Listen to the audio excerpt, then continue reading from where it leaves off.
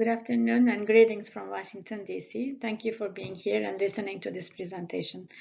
I will talk about the results of a pilot study we conducted last year, experimenting with measuring biometric characteristics of the residents through a biosensor. This study was funded by MedStar Health through an intramural funding mechanism.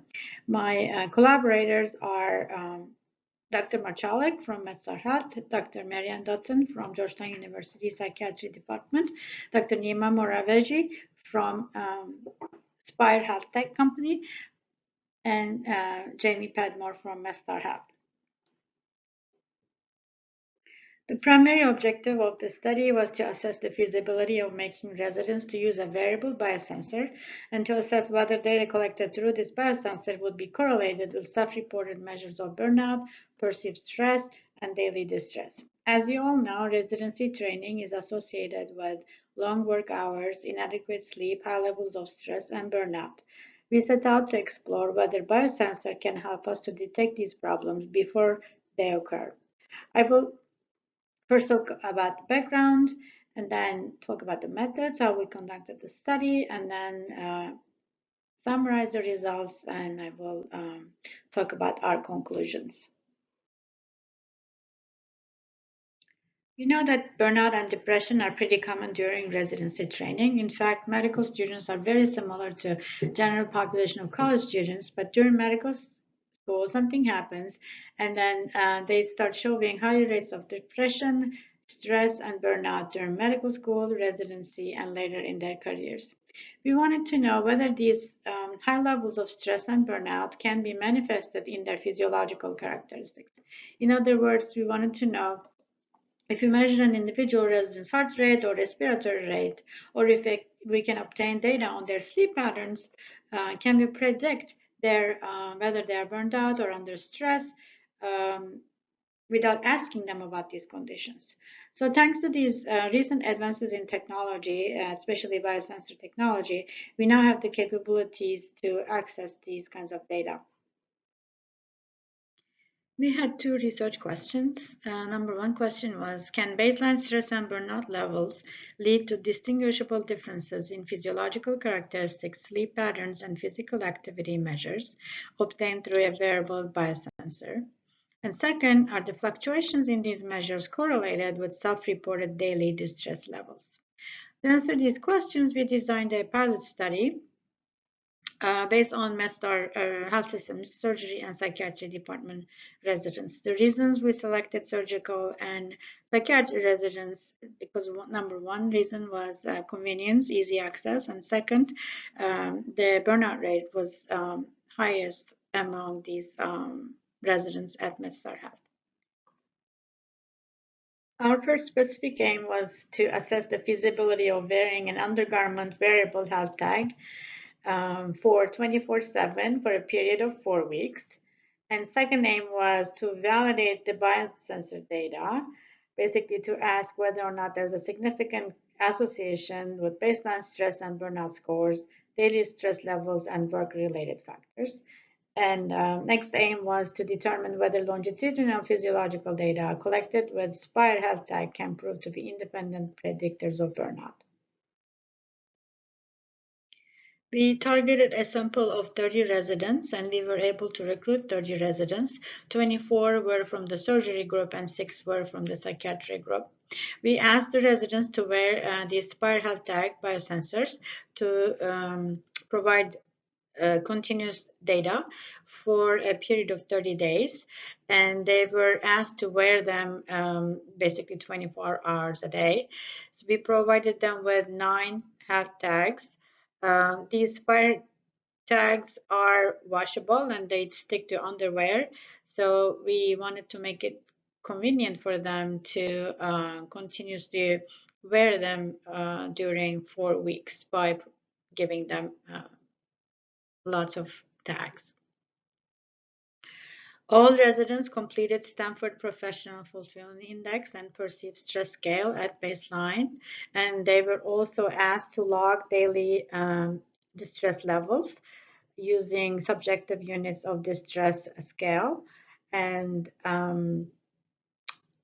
So the purpose of asking them to do the daily logs was to actually validate biosensor data in terms of their association with their self-reported daily stress and what we are measuring through biosensor. We analyze the data, baseline data, and then we computed alpha statistics for the scales, and then we evaluated the relationship between perceived stress scale, sleep-related impairment scale, burnout, and professional fulfillment using correlation coefficients and regression models. Biosensor data were aggregated at daily levels. So we basically computed means, minimum, and maximum values for all these measurements at a daily on a daily basis. And then the relationship between longitudinal biometric measures, daily stress levels, baseline stress, and burnout were assessed again using linear mixed effect models. On this slide, I would like to summarize baseline characteristics of the participants. In a sample of 30 residents, 60% were female, and the mean age was 28 years old. And as I mentioned before, 20% were from the psychiatry and 80% were from the surgery. This ratio roughly corresponded to the ratio of residents in the system for each specialties. The mean perceived stress scale score was 18.6. That corresponds to a moderate stress level. And then we categorize perceived stress scale into three categories. 23% were in the low stress category, and then 77% were in the moderate to high perceived stress category. 67% of the residents were actually burned out, and 10% had professional fulfillment present, and 87% were above the threshold for sleep-related impairment.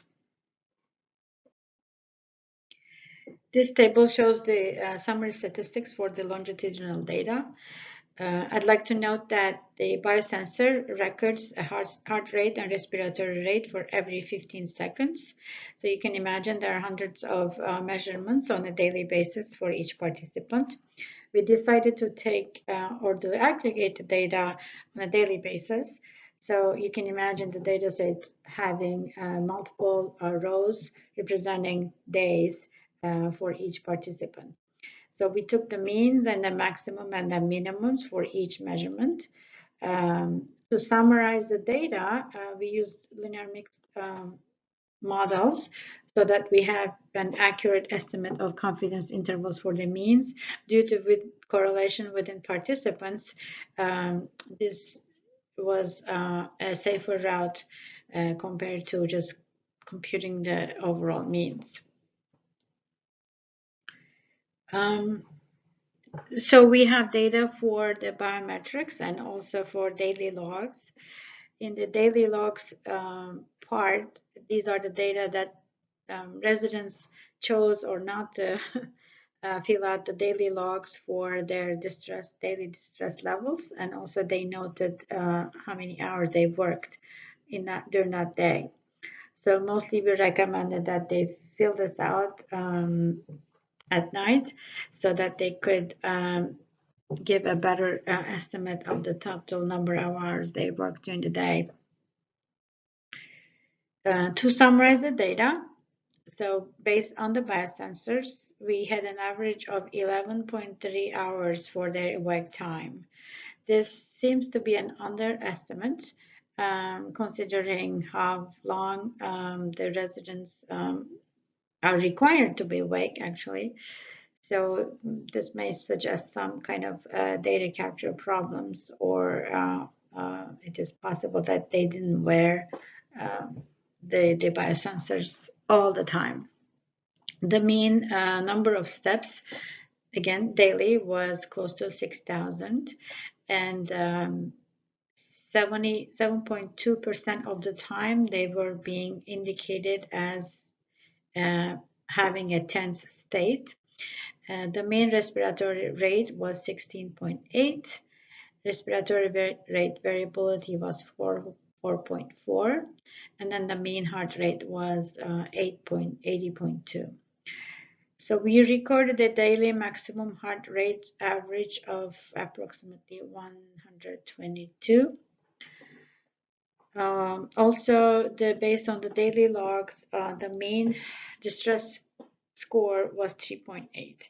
This SOD scale ranges between 0 and 10, so on average, the daily distress wasn't that high. Since the residents could not fill out the daily logs every day, we have a lower sample size for this data.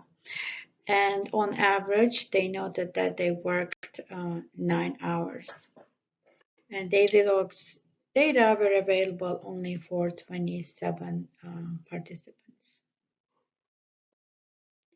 And lastly, using linear mixed models, we examined whether daily biometric data shows statistically significant differences by burnout students, status at baseline.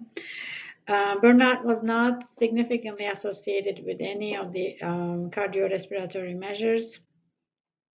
So I will just stay quiet here so you can take a look at the values. Just to remind you, these are linear mixed models, but every independent variable was entered separately. So for instance, heart rate coefficient, here is the coefficient of burnout status in a model where there's only burnout as a covariate. And the hierarchy or the random effects are at participant level. So burnout is not associated with any of the measurements from the biometric. And similarly, perceived stress levels at baseline did not correlate significantly with the biometric data. SODS, these are units of distress scale on a daily basis. So we wanted to see if SODS track consistently with the biometric data. Here the case is that for heart rate and maximum heart rate, they're not associated. It's not associated. Respiratory rate is not associated with the distress levels, but respiratory rate variability is significantly associated with the daily stress level. To suggest that as the stress level increased, respiratory rate variability also significantly increased. This could just be, we have multiple comparisons here, so the p-value is pretty high, but still one significant correlation. At this point, we don't actually know very well what it means about the reliability of the biometric data to suggest that it may be a proxy for daily distress.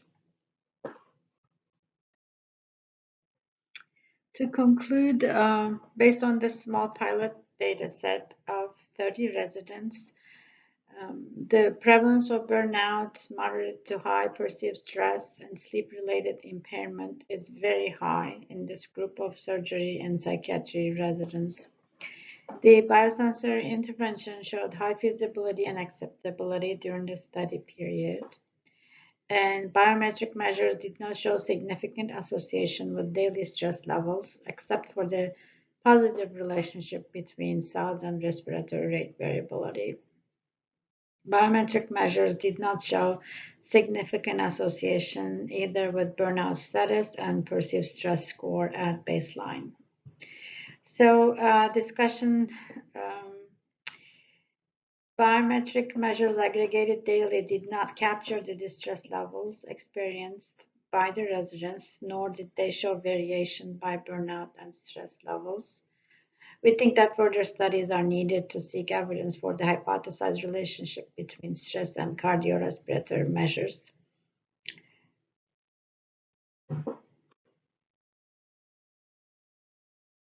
I thank you for listening to this presentation, and I look forward to your questions during the actual live session where we will have a chance to discuss the results together.